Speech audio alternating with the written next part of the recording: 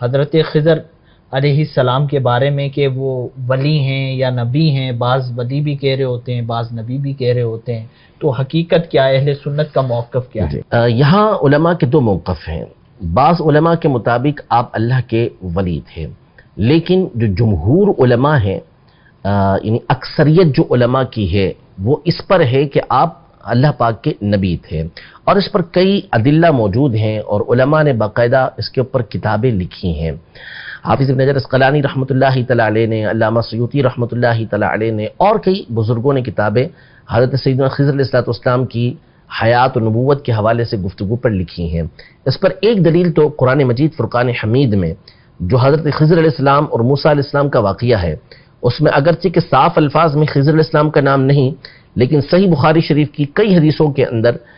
واضح طور پر اس کی تصریح موجود ہے کہ موسیٰ علیہ السلام کا واقعہ جو سورۃ الکہف کے اندر ذکر کیا گیا ہے، یہ حضرت خضر علیہ السلام کے ساتھ تھا۔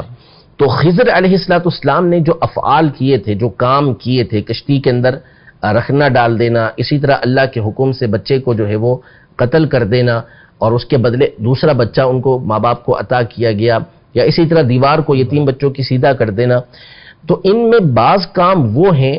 کہ اللہ تبارک و تعالیٰ کی طرف سے اگر کسی ولی کے دل کے اندر یہ بات ڈالی جائے تو اسے اس بات کا اختیار نہیں ہوتا کہ وہ یہ کرے۔ اللہ کے نبی کو اس بات کا اختیار ہوتا ہے کہ اللہ پاک نے اس کی طرف جو وحی کی ہے، ان کے دل کے اندر جو بات ڈالی ہے، وہ اس پر عمل کریں گے۔ تو خضر علیہ السلام نے یہ جو کام کیے تھے، یہ اللہ کے نبی ہی کر سکتے ہیں، دوسرا نہیں کر سکتا۔ تو یہ اس بات کی دلیل ہے کہ سیدنا خضر علیہ السلام اللہ کے نبی تھے۔ اسی طرح طبرانی صغیر کے اندر، معجم صغیر میں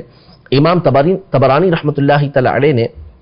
بسند ضعیف ایک طویل حدیث نقل کی ہے، طویل واقعہ نقل کیا ہے، جس میں خضر علیہ السلام کا ذکر موجود ہے، اور وہاں پر خود خضر علیہ السلام کے الفاظ کے اندر آپ نے اپنے آپ کو اللہ کا نبی یہ ذکر کیا ہے۔ تو اس لیے جمہور علماء کا موقف یہی ہے کہ سیدنا خضر علی نبینا و علیہ السلام یہ اللہ پاک کے نبی تھے۔